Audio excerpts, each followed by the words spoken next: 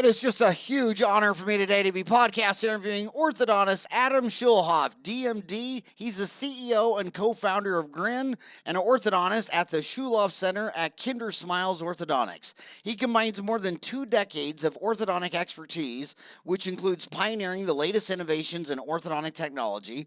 Grin is a comprehensive digital platform that provides remote orthodontic solutions for all types of teeth straightening needs by connecting patients to real orthodontists in their community.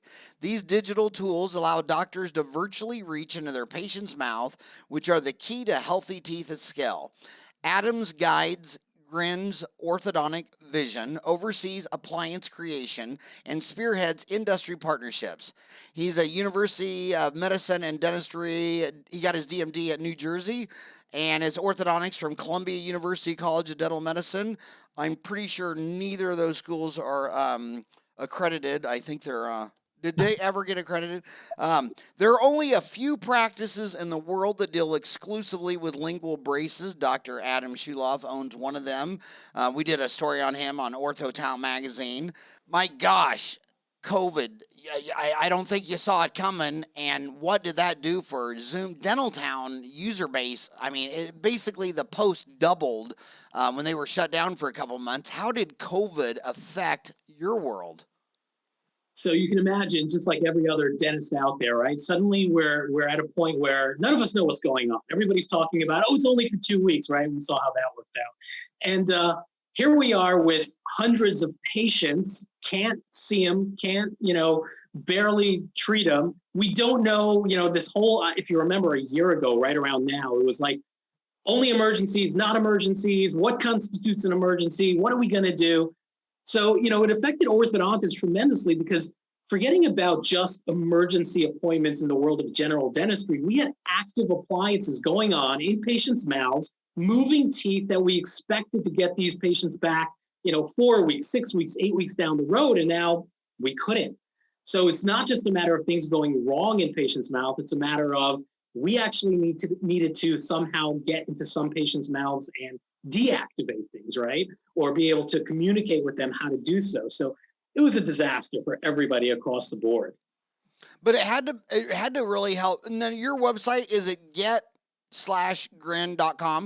So get-grin.com. Yeah. So I'll tell you the story of Grin. So we started Grin already 2 years ago, not live yet, but the concept. So here I am, I'm an orthodontist. I've got a practice in New York City. Let's think back now to like 2015, 2016, where some of the direct-to-consumer tooth straightening options start hitting the market, right? Those that shall not be named, right? And being in New York City, some of these scan shops opened up in my neighborhood. The first scan shop for one of the biggest direct-to-consumer companies out there opened up in Soho in New York City. Name names. This is Dentistry Uncensored. Throw them under a bus. Do whatever you want to do. We're talking about Big Purple, Smile Direct Club, right? So their first scan shop opens up in Soho. I always find it really funny that a lot of these companies talk about access to care, but yet they opened up on the most expensive block in New York City, where even as an orthodontist, I can't afford to walk up and down that block and buy anything in those shops. But anyway, so being in New York City as an orthodontist, suddenly 6 months down the road, I start seeing the patients on the other side of this, where they attempted these direct-to-consumer options, and now suddenly things are going wrong, right? Bites are off and things like that are happening. And of course, in the orthodontic world, in the dental world, everybody was getting up on soapboxes, beating their chests and talking about how can, from a regulatory perspective, this be going on where a consumer is going direct to a company, there's no real doctor oversight involved, and patients are attempting actual tooth movement. I kind of looked at it a little bit differently and said to myself, why is it from a patient's perspective that they're going for these kind of things, right? What is it that we're missing that perhaps the consumers or the patients are looking for, and that, we're not answering that to them? And so as these patients were walking through my door, I was asking all of them. And across the board, they were always talking about convenience. It wasn't just price. Price is a big one, but I had patients literally look me in the eye and say, love you. And some of these were patients I knew. They were like, but I don't want to come see you every 4 weeks. I don't want to come see you every 8 weeks. I'm busy with my job, my social life, swiping on, Tinder or whatever they're doing. I don't have the time to come into an orthodontist And I figured, you know what? I've got a couple of little misaligned teeth. Let me try this out. Now, obviously that didn't work out for them, but that's really what started getting my brain thinking about how we do things in orthodontics these days, the technology that we have available to ourselves, and is there potential for implementing some of this new technology so that patients don't actually have to come to our practices as often. Obviously, there's always going to be very much needed touch point in-person appointments, but maybe it doesn't have to be every 4 weeks. Maybe it doesn't have to be every 8 weeks. And so the concept of Grin, we had started already talking about, myself and my co-founders, a year and a half, 2 years back. And we kind of built out this entire plan where we would be able to go to consumers who are now looking for tooth straightening options online and say, look, we know doing it without an orthodontist, without a dentist is not a good idea. We also know you don't love the idea of traditional orthodontics. We'll meet you halfway. And we're going to put you in the chair of a local trusted orthodontist, but giving this orthodontist the right tools and technology, being able to reach through your mobile device into your mouth and get the right kind of information that he or she needs while you're in treatment will give us a ton of opportunity to be able to cut down the amount of times you have to go into the practice. That'll also cut down the orthodontist overhead. Will pass that savings along to you. So really being able to hit the two major factors that these consumers are looking for, these patients are looking for, reducing the overall cost, giving them price transparency, and adding convenience to the mix so that it's not this, oh, I don't want to come see you every single month. So we were developing all of this, and that's when COVID hit.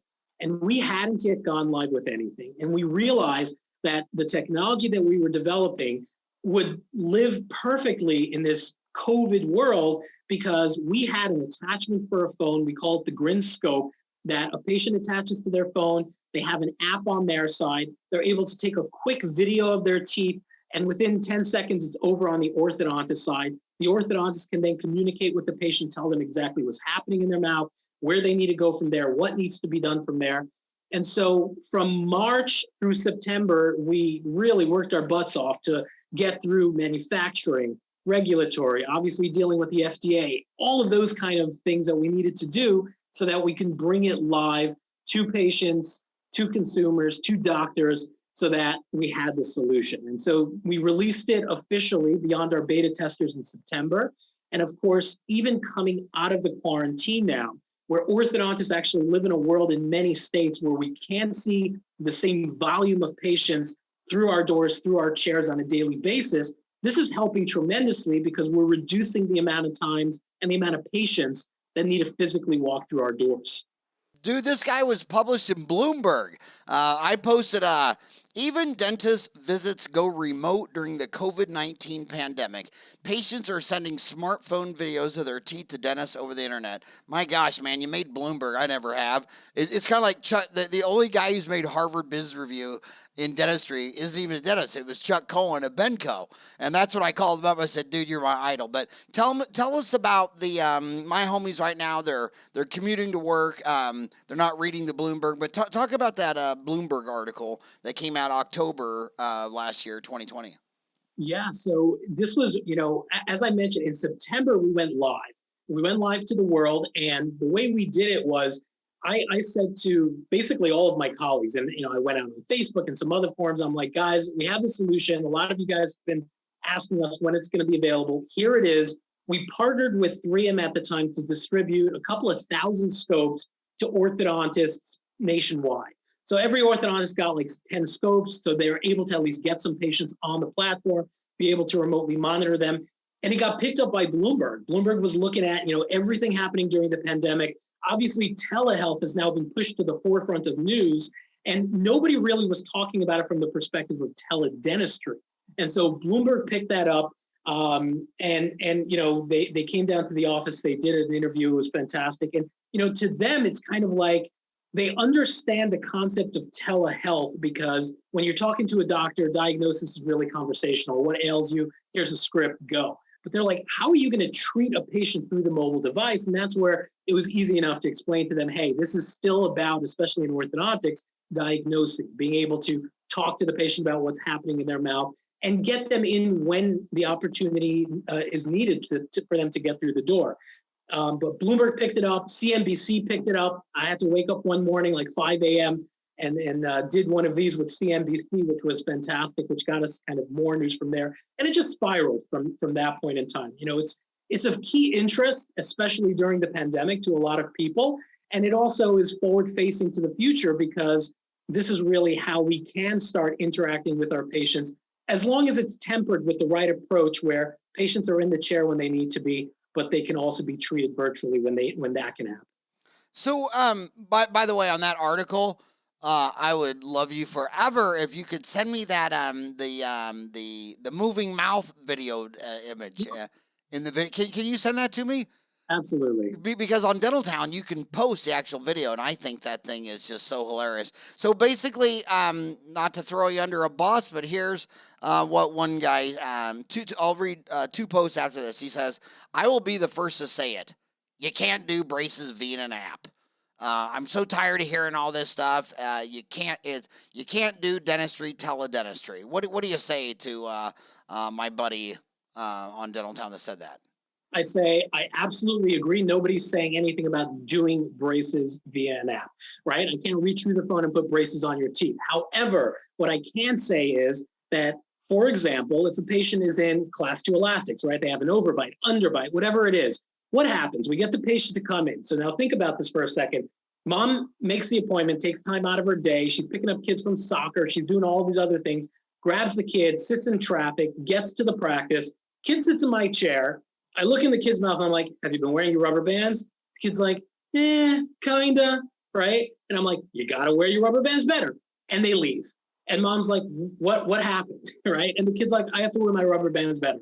And mom leaves disgruntled, kid's not happy. I just wasted a half hour of my chair time because he didn't wear his rubber bands. Now, if that could be done from a mobile device, which it can today, where this same child every 28 days is taking a 30-second scan of his or her teeth, sending it into me, the orthodontist, who very quickly, either through the chat or through video, say, "You're getting a little bit better. Looks like you're wearing your rubber bands a little better, but you still have another 2 millimeters to go. Keep on wearing your rubber bands. Send me a new scan in 28 days. Boom. That was a minute of my time, 30 seconds of the patient time. Mom never had to leave her house. Everybody's happy. Right? And that's exactly what we're saying. We're saying that in the world of orthodontics, where a patient is coming through our doors 15, 20, sometimes 25 times over the course of treatment, there's a very large percentage of those appointments that can be done remotely.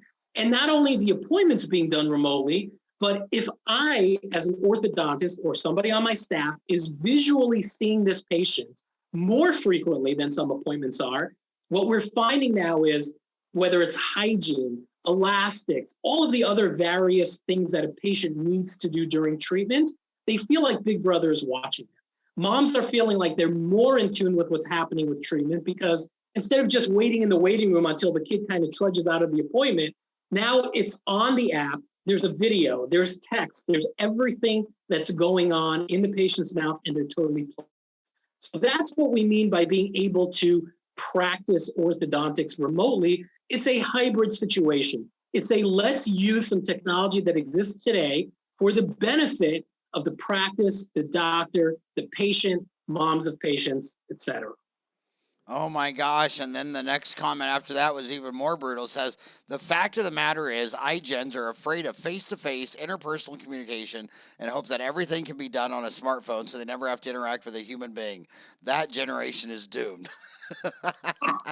Oh Look, my God, that is so hilarious. Yeah, and whether we agree with that comment or not, that generation is our consumers today, right? I mean, think about it now. Everybody's talking about patients as consumers. When I got out of my program 20 years ago, nobody would ever call a patient a consumer, but we recognize these days that we are in the business of selling orthodontics and dentistry, and we are looking at consumers, and we do have to understand their needs and wants, whether we like it or not. Now, having said that, though, I understand their needs and wants and can capitulate to it and give them those wants as long as it still maintains responsible, good oversight and care. And that's exactly what we're adding to the mix here. Instead of a consumer deciding that they don't want that in-face appointment and therefore they're going directly to the DTC where there's no real doctor involved, we're actually forcing them, at least for some appointments, to get in to see the doctor the way they need to, but also giving them what they're looking for. You know what? I'm so glad you said that. My first book was The Business of Dentistry, and it sold like 10,000 copies. And the second one was A Consumerist Roadmap, The Business of Dentistry, Volume 2. And I got all this massive complaint that I was calling them a patient, a consumer. And I'm like, you dumbass, a patient was named after, will you please be patient while you wait in the waiting room since I don't have my shit together and you're going to wait a half an hour till your next appointment? And only a dentist would want to be called a patient instead of a consumer. And, we sell the invisible and they're consumers. And now that my 4 boys are no longer dependent on me and they have 6 independents on them, and I'll be 59 this year, I'm more worried about what dentistry looks like after I'm gone for my grandchildren. And that's why I'm very pro competition. Absolute power corrupts absolutely. And if the orthodontist had a monopoly and they'd only graduate like 1 a year for the whole planet, that's not good for my grandchildren. And what's best for my grandchildren is competition. And I like DSOs. Before DSOs, you couldn't find a dentist on Sunday. If your granddaughter fell off her bicycle and knocked out her front teeth, you'd find 3 mermaids riding a unicorn twice before you found a dentist office open. And the only 3 publicly traded dental offices on earth, one 300 Smiles, Great Pacific in Australia, Sydney and Melbourne, and Q&M, they all are open 7 to 7, 7 days a week. And now we have that in Phoenix, and I hope they get it in Texas. So that's where 4 of my grandchildren live. But competition's always good for an industry. Humans don't like change. Smiles Direct Club. I even saw it. I even thought, I know that's very controversial and it's like, running with the devil. But the bottom line is, my intelligent orthodontic friends down here, first thing they did is they went down there to see what's going on and is there anything they can learn for their own patients. And one of them found out that they were only doing like class 1 adults for the most part, and they were rejecting class 2s and 3s, and there's a whole bunch of cases they were rejecting. So he's bringing them donuts and shaking their hands, and they're referring their kickouts to this guy. So the only guy who had an open mind is making money by getting, the ones they rejected. But then there was a lawsuit where they couldn't open their stores. What was all that about? So there were a whole bunch of lawsuits, but what your friend found was probably real. First of all, that's great, because in a lot of other Smile Direct Club centers, I don't think they run them independently. I think each one is, but I think that what we found was, although the mandate was to only treat simple cases, class 1s, unfortunately, many spread beyond that. All right. So I don't want to get into how they choose their cases and what cases they choose, but from my understanding that there are certainly a lot of situations where too much was bitten off, a lot more than they can chew. So, Well, that's wild that what you're saying is money's the answer. What's the question? That really surprised me for Wall Street. So all I'm saying is, my gosh, you got to embrace technology, which you always have. And every time someone has an idea, number one, they email me, howard@dentaltown.com. They ask me to sign an NDA. I'm not going to sign a non-disclosure agreement in dentistry. My God, I've been a dentist for 32 years. You know what I do. I have one dental office, a magazine, and a website. I mean, I don't sell dental products, but when I signed NDAs earlier, it costs lawyer money, and I've never lost a lawsuit, but I have spent a gazillion dollars, because someone might log on Dentaltown and say, Dentaltown, some company sucks, and then they send me an email, cease and desist, and take down that post. I'm like, no, it's private property. It's my house. I'm the owner. It's not. They go, well, freedom of speech. It's like, no, it's not freedom of speech. That's between you and the government. This isn't, you have freedom of speech to the government, but if you walk in my house and start telling me what you think of the government, I have the right to shoot you. So it's private property. I call my podcast Dentistry Uncensored. We're just adults having dental adult conversations, but I do think all these technology platforms are can help us treat our patients better, faster, easier, higher quality, lower cost, smaller. I love the fact that my mother, who's 82, who won't take the vaccine because she's worried, it'll have a side effect, and then her half her family and friends think the whole virus is a hoax anyway. And but I love the fact that she can call her doctor on her iPad, and I just love it because the real danger for my mother is the trip across town to go to the doctor in a car. It sure as hell isn't, the vaccine side effect. It's driving in that car. And I just think this is really, really exciting. So where's it at now? What's the company like right now today? Oh, So I'm sorry, I gotta interrupt first. Everybody keeps emailing me saying, always ask your guest if they would take the vaccine today, yes or no. So I've been, let's call it fortunate that I actually had COVID. So I've got antibodies. So I have not taken the vaccine yet. But if I hadn't, I think just being in the business that we're in, we've certainly had patients that have called the office to check if we have been vaccinated. That has happened already. So it's just interesting that, running a dental office these days kind of not mandates that you take the vaccine, but there are a lot of patients out there that are looking for doctors, dentists that have been vaccinated already so that they feel safer.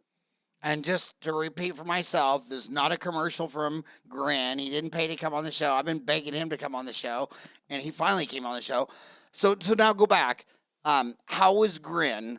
What's the before we go back to Grin? What is the COVID situation on the ground? You are actually in New Jersey, which is really weird. I grew up in Kansas, a big square. I moved to Arizona, another square. I never did figure out that whole Northeast thing where they give a state for like 3 people and a dog, and Vermont, New Hampshire. But you're in New Jersey, but you're north of New York City. So New York City dives down. There's another weird place. I think it's Detroit. You can go to Canada north, south, east, or north, east, south, but west you'll go into America. It's like, how do you go to Canada north, south, and east? Well, go to Detroit and you'll see it. But you're in New Jersey. You're north of New York. If you remember a year, we're coming up on the 1 year anniversary, but man, New York was like the ground zero. It was really, really bad. You were on the news every day for months. What's it look like now, COVID-19 on the ground for dentists and orthodontists? Are you still restaurants closed, or what percent of your practice back to life? Give us an update on that. Yeah, so we were ground zero, and we won't even start talking about our governor, but Governor Cuomo's in the news now again. So for other various reasons, I'm sure you've heard. But what happened really quickly was it almost like, if you think about the early March of last year, it was like people started talking about this, right? It's coming from China. This is happening. It wasn't real for people. And then suddenly when you started talking about, people being hospitalized, people being put on ventilators, that all was happening in New York because there's just such a dense population and everybody's breathing each other's air practically. And so it hit us really, really fast, really, really hard. And everything got shut down a little bit before some other places. But it wasn't just about everything being shut down. It was about the lack of information. So, it's one thing for restaurants to be shut down. Hey, that sucks, right? I can't go get my takeout. I can't go eat tonight. But being shut down and not being able to see your patients, and patients also, calling the office, phones are ringing, off the hook. We need an appointment. We need to come see it. We're like, we can't. We're not allowed to. It was a little bit of a disaster for those first couple of weeks for sure. As it exists today, the city is not the same. New York City is, I wouldn't say a ghost town. I think 3-4 months ago, it was a complete ghost town. Between COVID and then the protests that happened after that, a lot of retail did not come back. Small businesses, restaurants, a lot of them have actually shut their doors for good, unfortunately.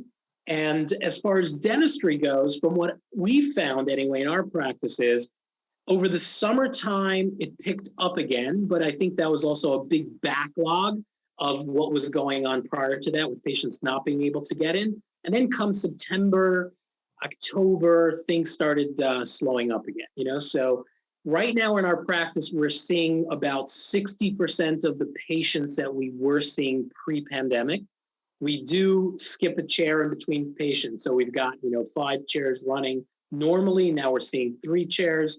And we've got about 60% patients coming through the door, which could be very, very problematic. But that's, again, where Grin and utilizing Grin really helped us a lot, because we were able to cut down a lot of these in-person appointments. And therefore, now we can fit very well in with 60% in office of what we used to see. So that's been tremendously helpful. So then where are you at now? And again, Zoom exploded. I read an article today that they're measuring an increase in men buying makeup because they're seeing their face on Zoom. It reminds me of the first time I took an intraoral scanner impression. I've always thought the fastest way to increase your quality is just magnification, and you wear loops 2.5, now I'm at 3.8. But the first time I took an impression scan, I almost thought they should take my license away. I'm like, what monkey cut that prep? And it was me. I was the monkey who lost his tail. It was the worst prep I'd ever seen in my life. And so now they're seeing their face on Zoom meetings. And my God, in fact, my staff begged me not to put this podcast on YouTube. They said, Howard, you got a face for iTunes. Do not put this on YouTube. So it exploded, all things virtual. So, It did. How is it exploding you now? So 2 different things. First of all, in practice, we do see the Zoom effect where I've always treated a lot of adults, especially because I do a lot of lingual, but we've seen a huge influx in adults coming in saying, I stare at myself all day long on Zoom. I hate these teeth. You got to fix them for me. So we're definitely seeing a lot of that. As far as Grin, yeah, it's been tremendous. And not just from the Zoom effect, but really from the perspective, again, of the fact that orthodontists cannot necessarily see the same volume of patients on a given day that they were before. So the efficiencies inherent in using some remote monitoring start making a lot more sense for a lot more practices. And so Grin is now existing in the remote monitoring world, where we offer offices, a subscription base where they come on board and they use our platform and our app for their patients. And then they purchase what we call the scopes, which are the little intraoral devices that attach to the phone so the patient can take a scan. And then this way, doctors have been actually utilizing it in so many cool ways, not just remote monitoring, but even remote consultations, right? So it's interesting that we're talking about the Zoom effect, where parents, whether it's male or female, dads, yes, and moms as well, will actually grab the little scope that we gave and sent home for the child, take a quick scan of their teeth and send it back to the office and say, hey, doc, what do you think about this? And so we're doing now virtual consultations, but where they're not just showing me their teeth on Zoom where I can't quite get a good view inside, but they're using the scope so that I can clearly see all the way around, second molar to second molar, occlusal shots, everything that I need to do, so that virtually before they even come into the practice, I can give them an idea of, are they candidates for aligners? How long would treatment take? I can have them hook up with my treatment coordinator and discuss how much treatment can be. And this way, when they come to the practice for the actual in-person consultation, they're essentially sold already at that point. Wow, this is really amazing. How do you think, well, first of all, what's got you the most passionate about orthodontic technology right now? And remember, a quarter of our viewers are still stuck in dental kindergarten school. They're not even out of the gate yet. And, I got out in 87, 32 years ago. Where are you most passionate about? And when these kids, another 6,000 are going to get out in just like 2 months, where do you see orthodontics going the first decade they're out? Where is this thing headed? Great question. So 2 different questions here. First of all, what I'm most passionate about, which ties into really educating the new young docs and the residents that are getting out there, which, by the way, I find that the residents are a little bit ahead and more forward thinking from the innovation perspective than some of the orthodontists that have been out for a while. But, I get passionate about all things innovative from the very moment I left my residency. This is where I delved deeply into lingual orthodontics, because it was kind of like that unknown, that mystery that, can you treat teeth from behind? It's completely different biomechanics. And I got hooked on it because at the time, Incognito, which was a fully custom system, had just come to the market, which was in and of itself very innovative. I mean, they were 3D printing wax patterns of each and every bracket so that every brace was customized. So customized, customized orthodontics, bespoke orthodontics, as we call it, custom technologies. Everybody now is on board with clear aligner therapy, which is also a, digitally implemented custom technology. What I find, though, is that we have so many digital and innovative tools within orthodontics, but we've been tending to still treat our patients in an analog way. What I mean by that is, even though we have these cool new technologies that we're putting in patients' mouths or utilizing to move teeth, we're still seeing the patient the same way as we did 20, 30 years ago. We're still getting the patient to come into the practice the same way we did 20, 30 years ago.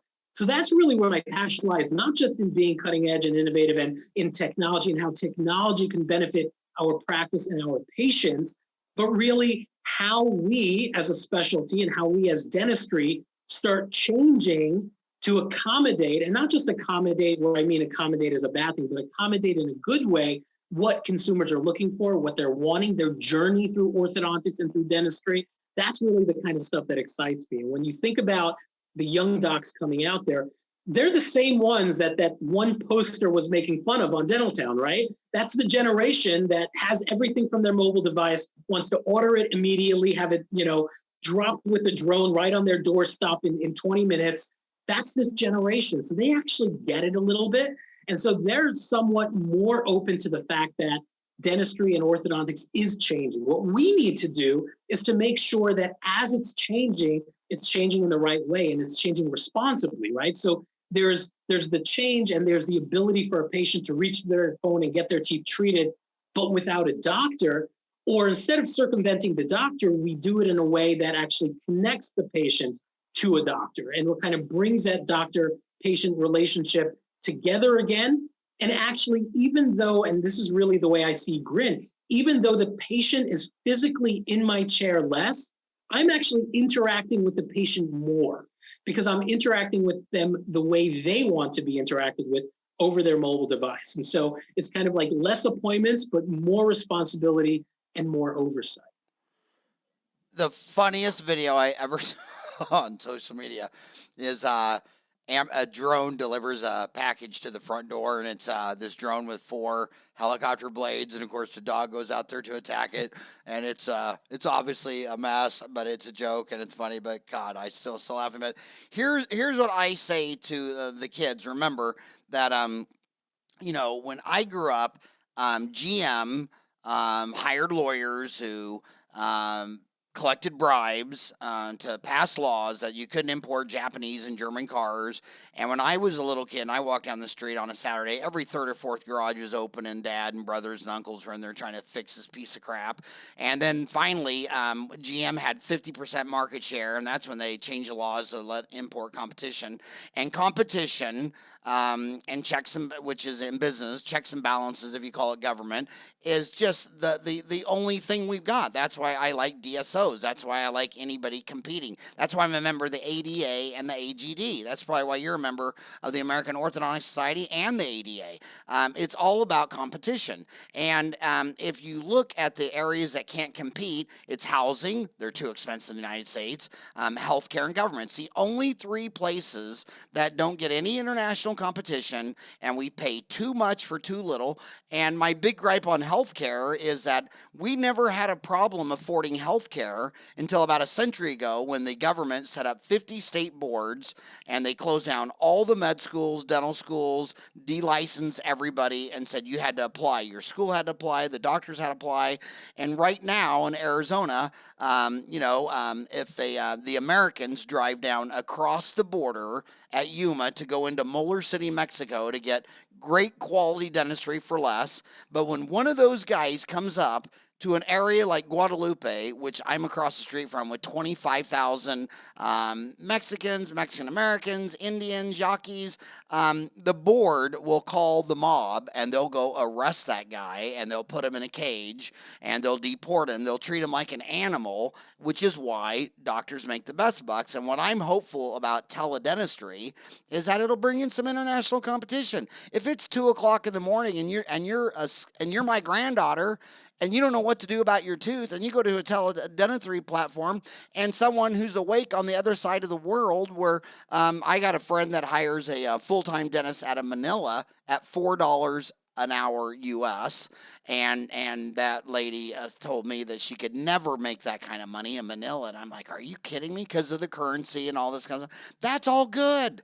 What is wrong with talking to an orthodontist in the Philippines where it's midnight at your house, but it's noon next door? All competition is good.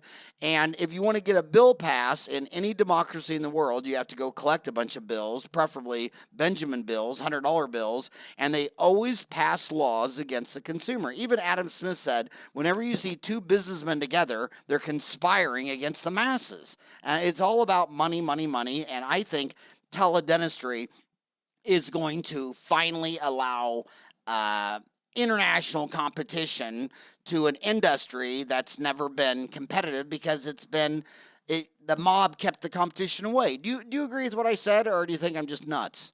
No, I think you're nuts anyway, but I agree with what you said. But here's the story there. I agree, and here's a little bit of a but. Unfortunately, when we talk about money in big business, there are also the big businesses out there that looked at orthodontics and tooth straightening and saw the dollar signs in their eye and are talking about teledentistry, and that's what their platform is. But in fact, there is no real doctor that's creating the treatment plan and overseeing treatment, which to me, if you're circumventing the doctor, and the only way a doctor's involved in this treatment is clicking approval, we call them click monkeys, right?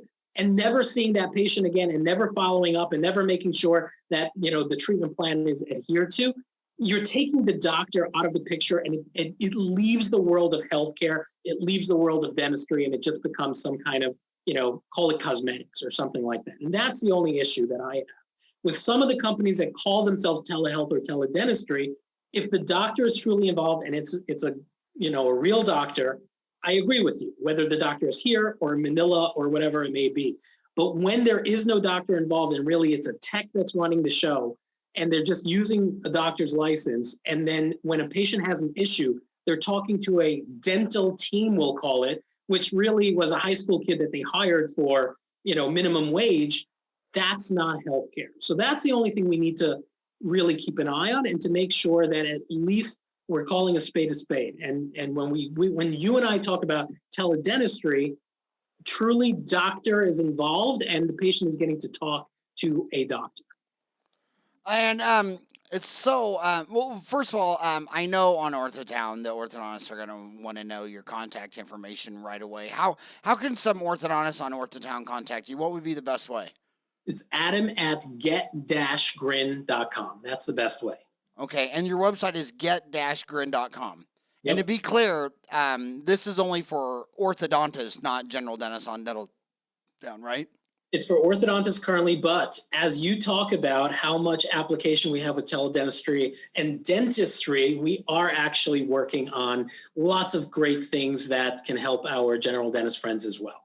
So for now, we went live to the orthodontic community, especially with COVID and the pandemic, where they need to be able to see some of their patients virtually.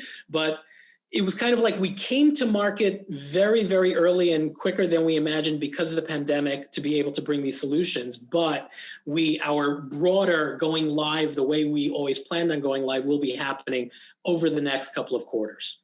And it's kind of bizarre because orthodontics, there's 208 countries, and where dentistry started in France, Paris, France, 200 years ago with Pierre Fauchard, they only have 3 specialties.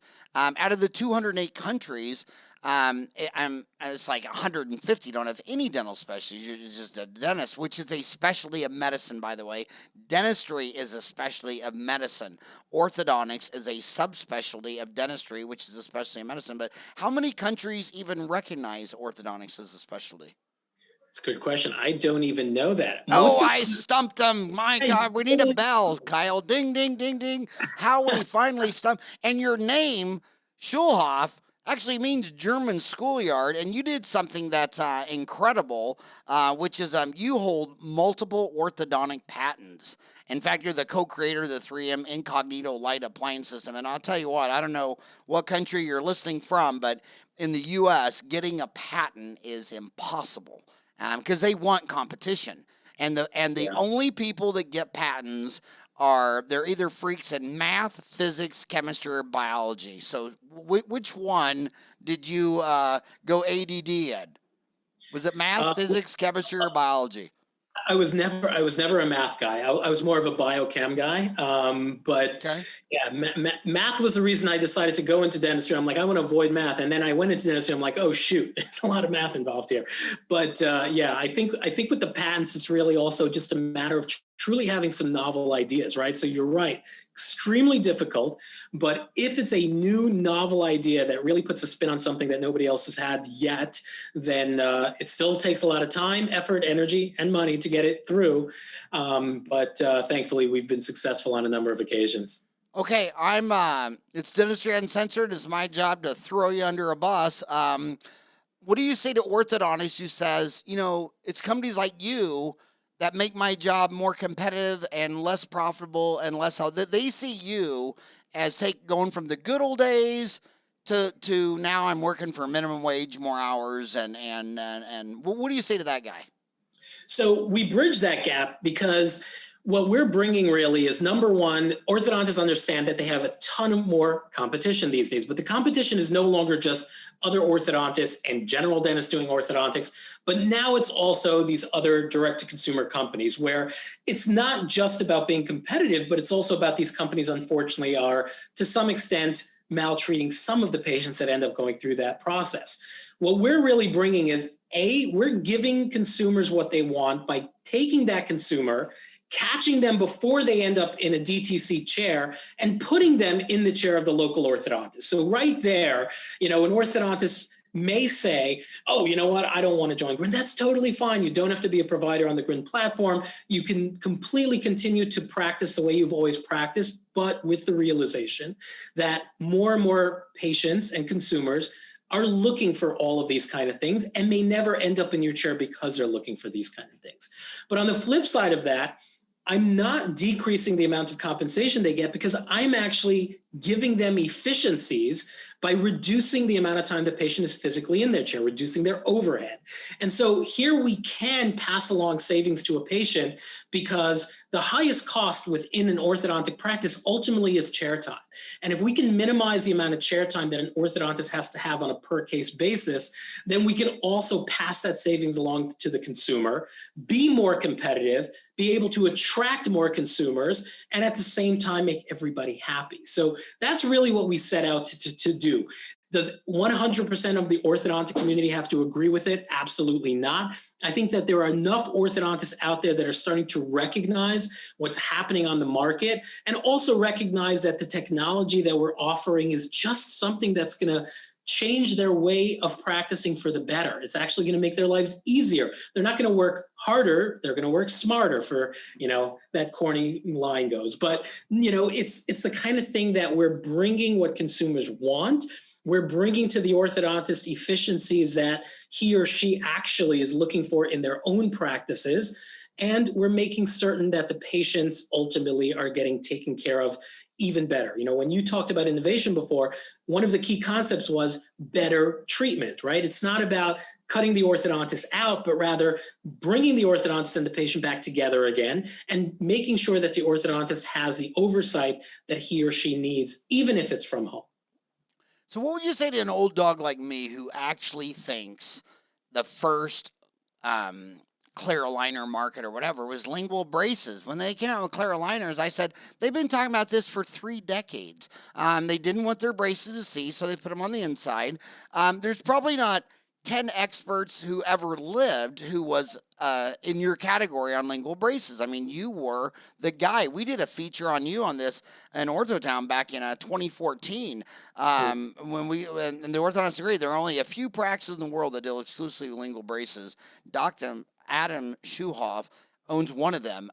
Do you agree that clear aligners was just lingual braces 2.0? So the problem with making, I call them adjacents, right? Ultimately, the problem with lingual was that doctors hated bending over and dealing with it, right? Biomechanically, it was different. Most orthodontists, you go to college, you go to dental school, you go to your ortho residency.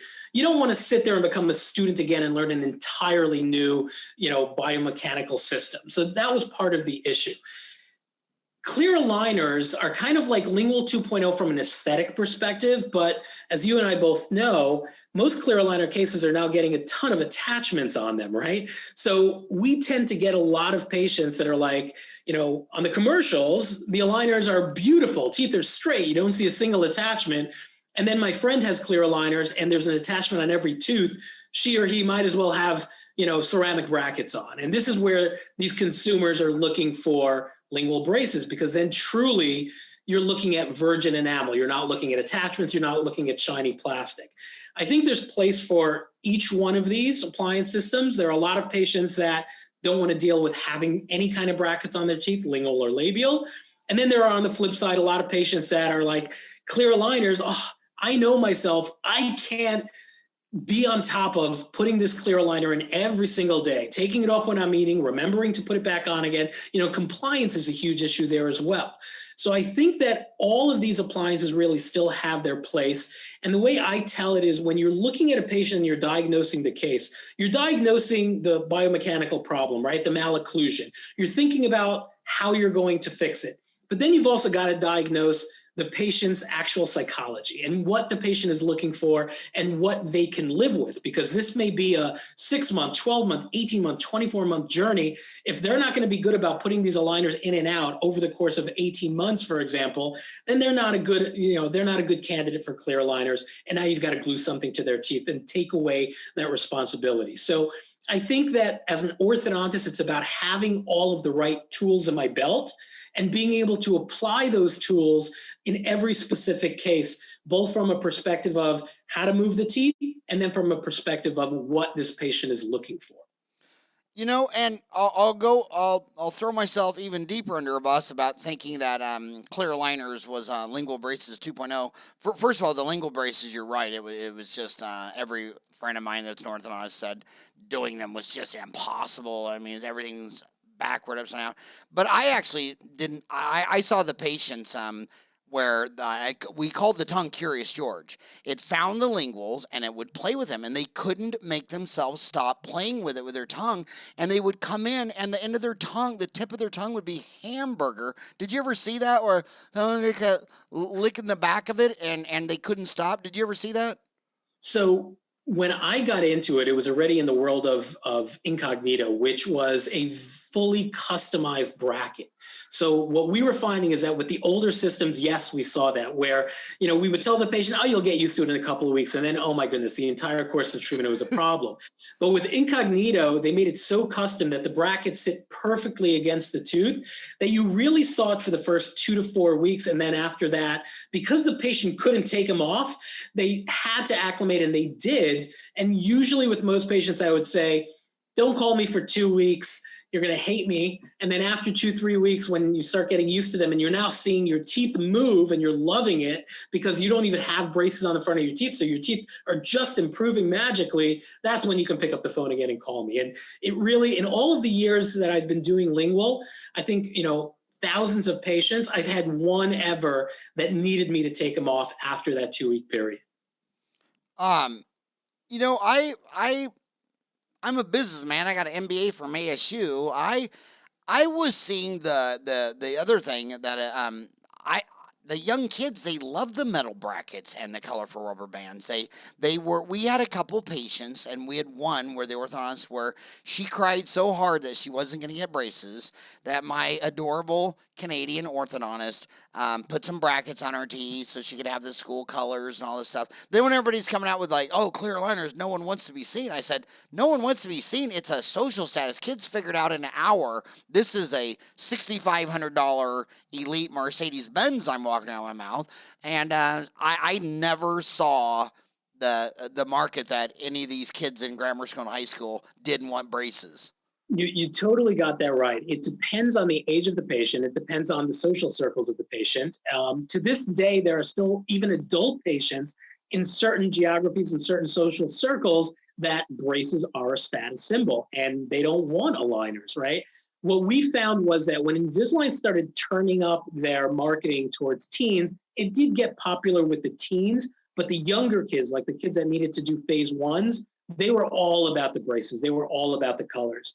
Now, especially with the pandemic and everybody wearing masks, I also have a lot of adults that at some point had walked through the door thinking about clear aligners, now giving us a call and saying, you know what, just throw metal braces on me. I don't care. I just want these teeth to move. I'm wearing a mask now anyway. Nobody's going to see them. Let's do it now. And then let's be done by the time I can get rid of this mask. So it's definitely very interesting. It's kind of like what I said. We have the tool belt. We have all the tools in the belt. Every patient comes through the door with different wants and needs. It's about understanding what that particular patient is looking for and being able to do it for them.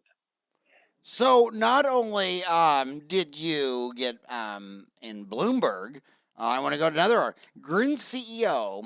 This is CNBC. My gosh, you get around. Grin CEO on answering the call of consumers for a more convenient and cost-effective means of dental and orthodontic care. Adam Schulhof, founder and CEO of Grin, discussed the company's new device allowing patients to self-scan and send pictures of their teeth to their orthodontist. A new distribution, blah blah blah. But talk about that. Was that just the same info on Bloomberg, or was that a little bit different? Or what are your thoughts on that? Same info on Bloomberg, but that was an actual interview. So it was on their between 5 and 6 a.m. show on CNBC, and the reporter actually was kind of asking some good hard-hitting questions, just like you did. Like, make me understand this for a second. How can you treat a patient, how can you put braces on a patient remotely? And that's where we kind of talked about the same things we talked about earlier, where, it's a tool for the appointments that can be done virtually, but we absolutely, we are all about patients being in person, in touch for the appointments that need to be in person and in touch, but we still add a ton of value throughout the course of treatment. And back to macro. I want to go back to macro. You and I both saw ClearChoice understand that, the only business model retail is put more under one roof and increase square footage. You go back to New York City, where you're from. My gosh, it was about the size of a car. And that you lived above it. It was a shop house. And the next generation said, I know what I'm going to do. I'm going to buy 2 shop houses and put more. And it went all the way to about 250,000 square feet. And then Walmart announced about 3 years ago, we got too big. Now people are not doing it. I'd rather buy my milk and eggs at 7-Eleven and park by the front door than go to Safeway. Walmart, I would only go to Walmart if you had a gun at my head. I mean, and that's what I tell dentists about going into a mall location. Dude, it's not convenient. It might be fun to go shop on a Friday after school, but it's not convenient. Well, ClearChoice put the implant surgeon and the prosthodontist and the lab guy under one roof, and that thing was 1 + 1 + 1 = 5.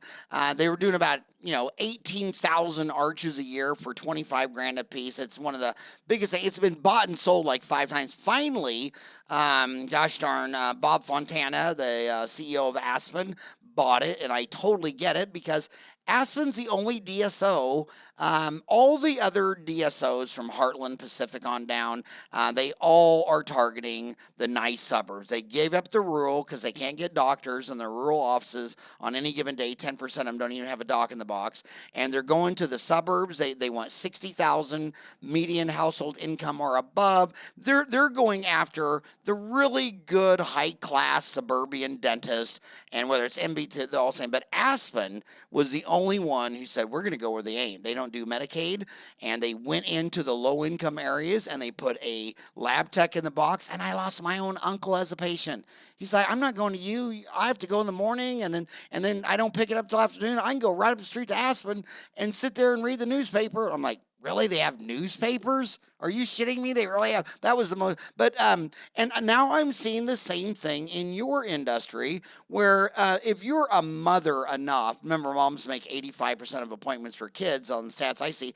If you're a well-equipped mother enough to take your kid to a pediatric dental specialist, well, of course you're going to ask, will Billy and Robin need braces when she grows up? And now you're seeing that. I've seen orthodontists set up in Phoenix last decade by themselves, pediatric dentists by themselves, but when an orthodontist and a pediatric dentist sets up and it's all under one roof, retail 101, that 1 + 1 = 3. And so my question to you specifically is, do you think if you're stuck in dental kindergarten school and your best friend Megan wants to be an orthodontist and you want to be a pediatric dentist, that you should do 1 + 1 = 3 and put it all under one roof? Is that the future of pediatric dentistry and child ortho? So I love that you're asking me this, because my practice in Oradell, New Jersey, and my practice in Rockland County, New York, is orthopedo. And I partnered with my pediatric dental friend who went to dental school with me, and we partnered back in 2003. And at the time, we opened up orthopedo. Everybody said to me, are you insane? You're going to lose all of your referrals. You're not going to get any referrals from any GPs down the block or any other pediatric dentist. And I said, well, you know what? As I look to the future, I feel like outside referrals are going out the window anyway. And sure enough, that's exactly where the trend has been going. So I've been part of an orthopedo now for 17 plus years. So absolutely, I see that's exactly where it's going. It's like you said, it's retail 101, and it's about understanding what the patients / consumers are looking for. And they're looking for convenience from every aspect. And so for orthodontists that are young, they're going to find that they're going to be trying to be hired by pediatric dentists as well, not just other orthodontists as associates.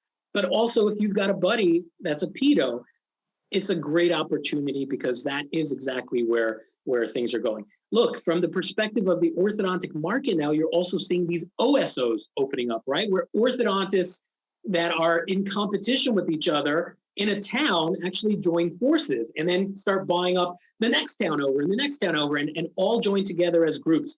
You know, it started with the DSOs and it's growing from there. And it's going to be an interesting next, 10, 20 years in dentistry. So you said OSO, which is a orthodontic services organization. Yeah. Who do you feel is the leader in that, and what do you think of them so far? I think right now there's Smile Docs, and they are the leader from the perspective of quantity. They've got, I think, I could be misspeaking, but maybe 200 practices now. So they've been rolling this up over the last couple of years, and typical DSO type concept. Obviously with a skew towards, hey, quality treatment, get systems in place, use good orthodontic care, good doctors, etc. So they're certainly the leader. They're certainly the trailblazer there. And then there's a whole bunch of new ones that I know have been forming. There's Southern Orthodontic Partners. There's a couple all over the place. So this is really a little bit of a newer trend, both from, there's the big guys, there's the medium guys, and even the local guys, where I'm hearing some buddies of mine who have good friends that are competitors in one small geography, and they're starting to join forces. And my view is, you start out, I don't like the term DSOs and OSOs and all that stuff, because you start out as an individual dentist, And then you realize there's 168 hours in a week and you're only going to work 32. That's not even 19%. That's 19% of the week. So you're not using your rent, mortgage, equipment, bill, that computer, insurance, malpractice. The consumers are showing up in the emergency room at 8.5% of all ER visits are odontogenic in origin. So closing down dental offices in a pandemic, I hope you never try that again, dumbass government. That was crazy. And then you told the people not to wear a mask because they needed them at the doctor's office. So they said, fine, no problem. Then you do a 180 and say, no, now you got to wear a mask or this thing was handled so stupidly that you almost thought it was done by the government. And which I can't stand. But anyway, sorry, I gotta digress. You're the one. I told them you're from New York. You said you were from New Jersey. So now I need to know, Bruce Springsteen or Bon Jovi? Who's number one? I grew up with Bon Jovi. Honestly. Did you really? Yeah, I figured you were gonna say. I knew you were gonna say Bruce, but you're picking the Bon Jovi demand. You know what? I was I don't know. I was probably 12, 13 years old, and I was in a Nordstrom somewhere in Jersey, and I ran to the restroom, and walking out of the bathroom is Bon Jovi, and he taps me on the shoulder, and he says to me, he goes, "Dude, I was just in there. You don't want to go in there." Oh my gosh, that is so hilarious. So again, you don't utilize your facility until you bring on another partner. The patient, the only three. Now remember, all the DSOs currently in the United States of America could not even pass Shark Tank, let alone get publicly traded. None of them are publicly traded because basically you're going into Shark Tank. Obviously, the smartest guy in the room on Shark Tank is the bald guy. The bald guy is always the smartest guy in the room. And you're going to Mr. Wonderful saying, I want $1 million. And Mr. Wonderful is going to say, what for? Well, I'm going to buy a dental office and it's going to be profitable. And he's going to say, well, how am I going to get my money back? Oh, I'm going to come back next week and ask for another $1 million and buy another dental office. And one day I'm going to have $1 billion in sales. And Mr. Wonderful will point out to you and all 5-year-olds that you will also have $1 billion of debt on your balance sheet of what balance is your assets equal your liabilities, which you owe, minus the equity you have in it. There's only 3 DSOs publicly traded on Earth that are growing in profit dollars, which is what you have to do to get on NASDAQ. You're old enough to remember the Orthodontic Centers of America, which really was the original mother of all this stuff. And I thought, it spectacularly crashed. It left a foul taste in a lot of people's mouths on, in dentistry. You got Dental Town, where the 6 million posts are all archived, so you can searchable, look it up. The rest are all LIFO, last in, first out kind of entertainment. Old dentists like me are on Twitter because that's where old people go. If you have an AOL email or erectile dysfunction or whatever, and you're a dentist, you're on Twitter. And the young ones are on Instagram. And and Facebook's only private groups. And by the way, you can set up a private group on Dental Town too, where you can be the moderator, no one else can see it. But the bottom line is, they were just a roll-up. They just went and got them millions of dollars, buying all these orthodontic offices that were illiquid. That's always the market. If you have a 3-bedroom, 2-bath house in Phoenix, and you list it, you'll get an offer on it this week, and it'll be sold right away. I mean, this is a hot, booming market right now. But if you have a 9-bedroom, 9-bathroom, 9-car garage house, you're an NFL athlete, and that's one of the biggest reasons why half of them are bankrupt. Basically, however many years they played in the NFL is how many years it takes them to lose all their money, because they buy a bunch of illiquid assets that they can't. Never let your money get too far from cash. And so they were buying up a lot of, like if I had a dental office and I listed it for $750,000, I can sell it this week in Phoenix, Arizona. Now, if it was $3,750,000, you have an illiquid asset. So Gasper went out there and started buying all these too big of orthodontic offices that were illiquid. They were usually doing $2, $3, $4 million a year, and so that was the buyer of. He was the guy who brought liquidity to the high end, too big illiquid orthodontic market. That's how Rick Workman started. The reason Rick Workman got a jump start is because he started buying all the huge illiquid dental offices. Like Bruce Beard, he needed to get like $4 million for his office. Well, what kid's going to come out of AT Still and a be approved for a $4 million loan to buy dental offices.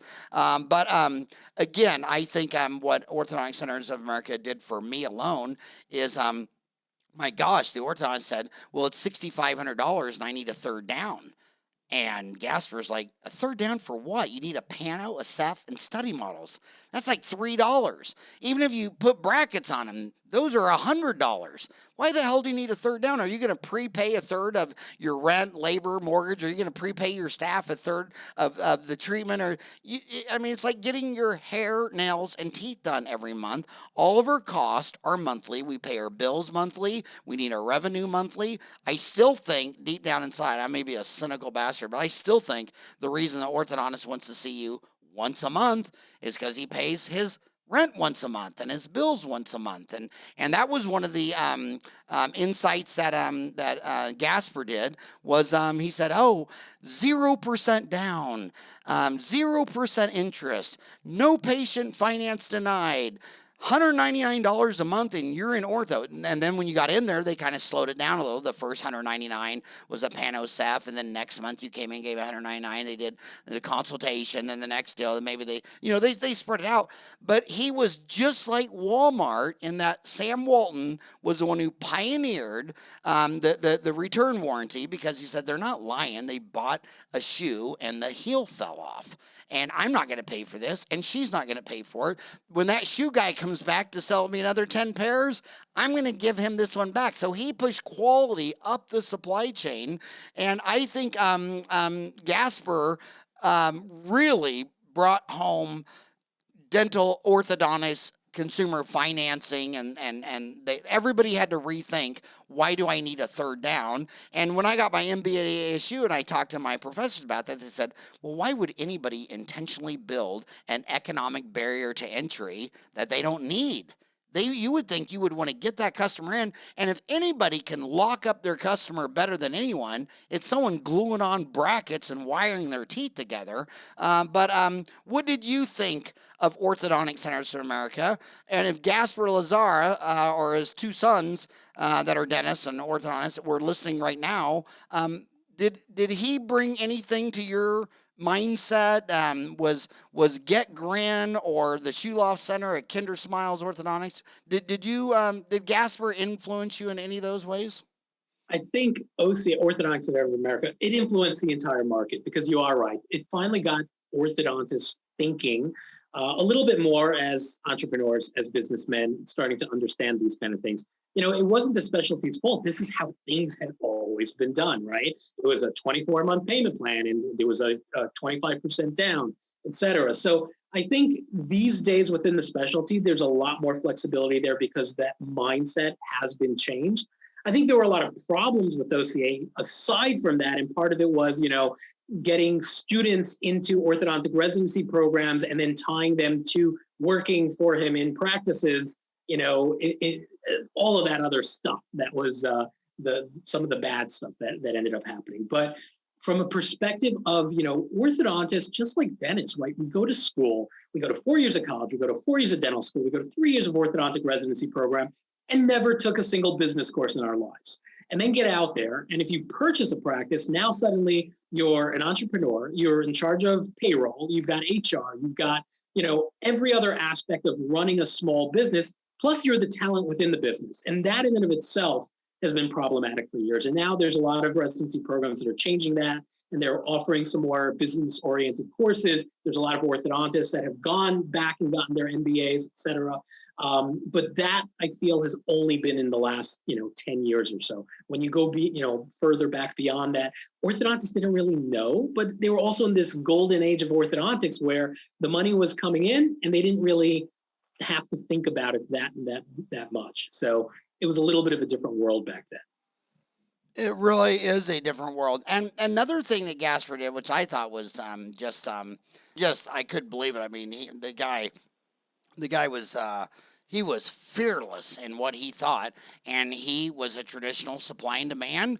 And he tried to open up more orthodontic schools, and I think there's 3 ortho programs. I think one in Denver, one in Georgia. Is there 2 or 3 that Gasper actually started? I think it was also Florida, maybe Jacksonville. Okay. Yeah, right? yeah. Then that's where his son practices. Yeah. So was something going on there. I don't remember the exact specifics, but it was kind of like, you can get into the program as long as you give me 3 years of working in an OCA center. And that became some of the issue, well, part of some of the issues with that empire.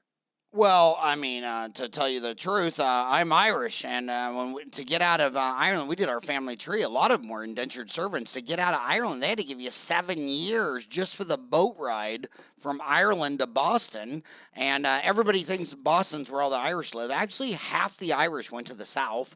And my family, when I was little, and my great-grandmother was like 90, I think she was 97, 98. She still had signs, help wanted, need not apply if Irish, and they made them green just to make sure they could see it. And hers was a dark green, and she said that that when you got to Boston and New York, you dropped the Mick. You don't tell anybody you're Mick Ferran, and you drop the Mick, and you get out of Boston as fast as you can. And they went down. The first generation made it to Ohio. About 3 generations made it to Kansas. And then when they got to Kansas, they told everybody they were British. And and my gosh, and my mom also, and she also told me, I thought this was very interesting, in Parsons, Kansas, the same thing in the 30s of Jewish people fleeing out of Germany. They came into Kansas, and they hid their Jewish identity and told everybody they were Catholics.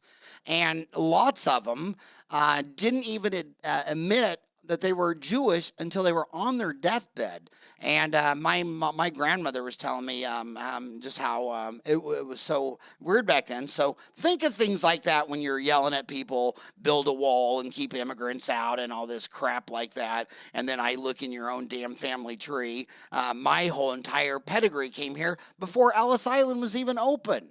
So when you talk about closing down Ellis Island, dude, for 500 years, this was the refugee center of the world, and that was our secret sauce. Man, we went so far over an hour. I don't know. You're probably like praying right now that I shut the hell up and get off this deal.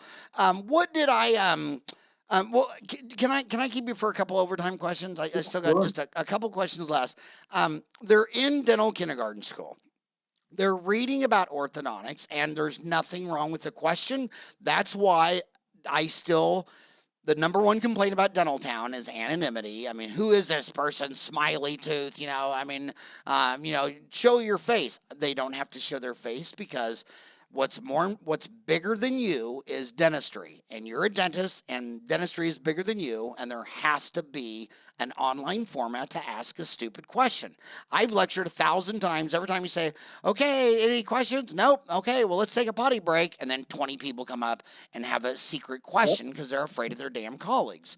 And I don't want you to be afraid of their colleagues, but they're asking in school, they're saying, I'm pretty sure ortho is just cosmetics. I don't know how I can tell mom that her child's going to have stunted growth and not grow up and not reproduce to have offspring someday. And she's got to answer the mom, because the mom's going to look at her. If she's $60,000 a year household income or up, both of her kids are going to get braces in grammar school, probably after their first divorce, and then again at 50 after their second divorce. They're going to get braces 3 times, whereas when I was little, all them big Irish Catholic families, man, when I went to Blessed Sacrament, I thought our family was big with 7 kids. My buddy, the Hesseys, had 21, and the guy I thought was his dad for like the first 5 years turned out to be his oldest brother, and that grandpa over in the chair, which I thought was grandpa, was his damn dad. And only the kid that could eat a ham sandwich through a chain link fence got braces. And my God, they looked at her and said, okay, she's going to have to be a nun. No one's ever going to reproduce with this girl. And they just fix up the worst case. Now it's everybody's getting braces in the high income. But what do you say when mom is not the $60,000 median income and she looks at you and says, now, is this medically necessary, or is this just cosmetic stuff? What would she say? I'll take it a step farther, and I'll tell you that over the last 2 days that I was here in this practice, I must have had at least 5 patients where I had this conversation with, not because mom asked me, but the way I generally will do a consult is, for a lot of these kids, I will turn to mom and the patient and say, this is a want, not a need. Meaning, right, the need is that severe class 3 where, things are in traumatic occlusion and the upper incisors are getting pounded on. So there are certainly the cases that are not just about cosmetics. There are a lot of functional situations where orthodontics is going to be very, very helpful, from various different perspectives, whether it's bite, whether it's periodontal, et cetera. But there are a lot of kids these days where really is an aesthetic type fix, right? And this is where I separate it every single time, and I say this is a want, not a need.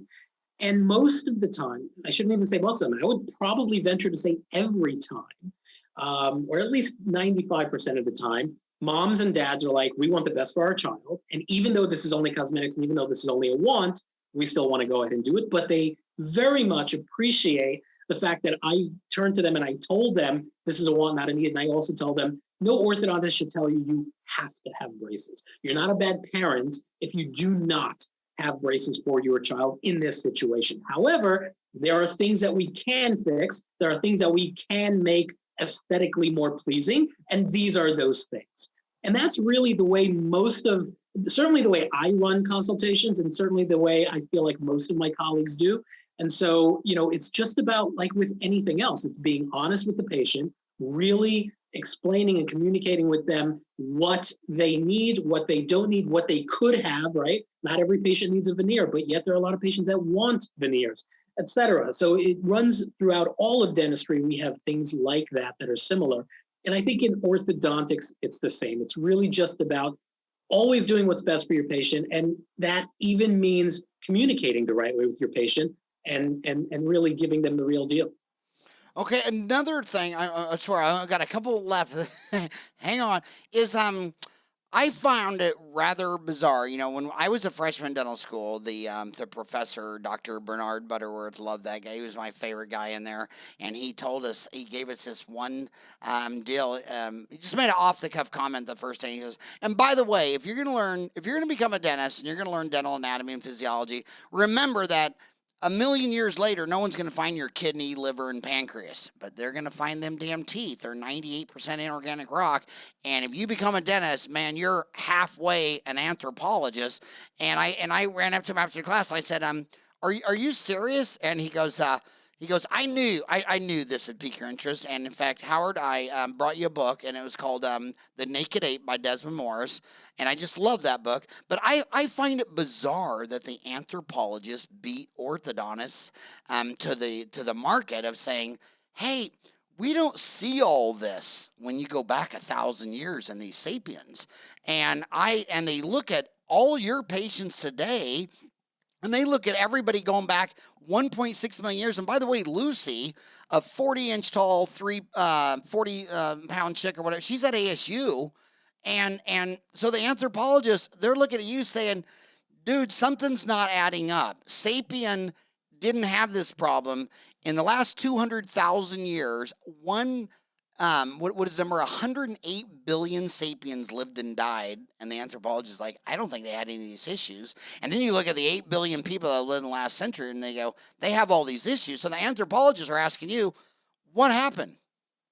So I was fortunate enough to have an unbelievable mentor who's no longer with us, Dr. Yuan in Columbia. And he actually was an anthropologist, PhD in anthropology, and he was working in the orthodontic department. And his response always was, it was all about diet. They had much, much harder diets. There was abrasion happening and attrition in between teeth. In other words, mesial distal of each and every tooth. And so when you go back and look at some of these skulls from back then, and the teeth are beautifully lined up, what you'll also notice is wisdom teeth that have erupted with enough room, which we generally don't any longer have. And so it was really thought that the soft diet, because we're a bunch of babies and everything that we eat is processed, and us not really masticating quite the same way that our forefathers used to masticate, and therefore you didn't have that abrasive quality, which essentially mesialized the entire arch, is the reason that we have impacted WYSIs, the reason that we have severe crowding and a lot of these other things. But who knows? I'll leave that for the anthropologists to argue, but that's always the story that I heard. Huh. And then the final question, I swear to God, then I'll take my own mouth shut. There are always extremists in every group. My two older sisters, after high school, went straight into the nunnery. I don't know any normal Catholics that think they're normal. They're all kind of like, "Did you hear the latest thing your sister said?" And she has more YouTube followers to Catholic nuns than I have followers to dentists. Okay, and she's really out there. I'm actually the only normal one in the whole family. And my gosh. The extremists are they're always yelling, and I don't know what percent of them, but they're always the 4 bicuspid extraction guys, and you're dishing the face, and you're doing all this. And I'm like, dude, you can measure this. Here's the mandible. And I had a case where I know I can't say that the dad plays on the Arizona Cardinals and is like a 6'6" Trojan horse, and his wife is a little 5'5" little skinny 100-pounder, and daughter got dad's teeth and mom's jaws. And if you were going to do that without extracting a tooth, I mean, you're insane. But the poor orthodontist doesn't know what to do because he does that. And it's usually the same guys that are in these TMJ camps that say, "Oh, dude, you blew out the curve of Spee and the curve of Wilson." And they've been on this show, TMJ experts, and I say, well, what letter grade would you give the orthodontic industry regarding occlusion and TMJ? And they say on this show, F. So those two extremist camps, I don't know if they have those kind of weirdos in New Jersey, but what would you say to them, and spell it out for the dental kindergartners, because they're going to go back and work for their mom, and their mom's like that. So this whole extraction is nonsense. So here's the reality, and you're right. Nothing in the extreme is good. And this is even the way I talk to patients about this, because we'll have patients that have now been on YouTube and have heard somebody say, "God forbid, never let an orthodontist extract a tooth on your child." And I generally will say, you have to look at the history, right? So when you look at where extractionism was, 1980, everybody was extracting teeth, right? Suddenly somebody started talking about this. You're dishing in, you're doing this, you're doing that. Everybody then went towards non-extraction, and like the Damon system came out. It's magical. It's going to grow bone. You can blow everything out. And then we started seeing all of these teeth completely blown out. We started seeing roots fenestrating, like, all of that other nonsense. And we also started seeing patients that can't even close their lips around their teeth, right? And the way I generally present it to mom and dad is, it's actually not about the teeth and how many teeth they have.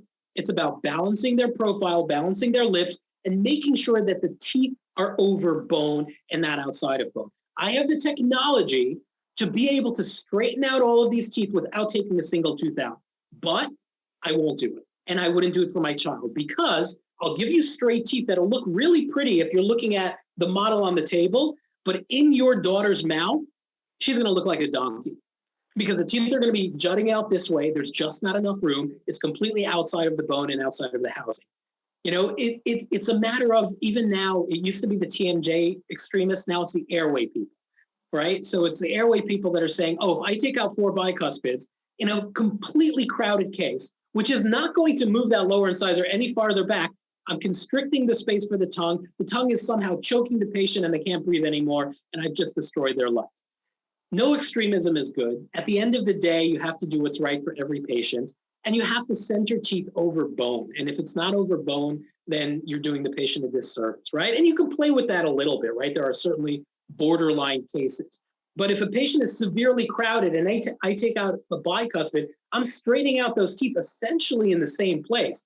I'm not decreasing tongue space. I'm not ruining the airway. I'm not ruining the TMD or anything like that, which, as we know, is, there's a million things on the list. That's a multifactorial issue, and occlusion is one small part of lots of other things.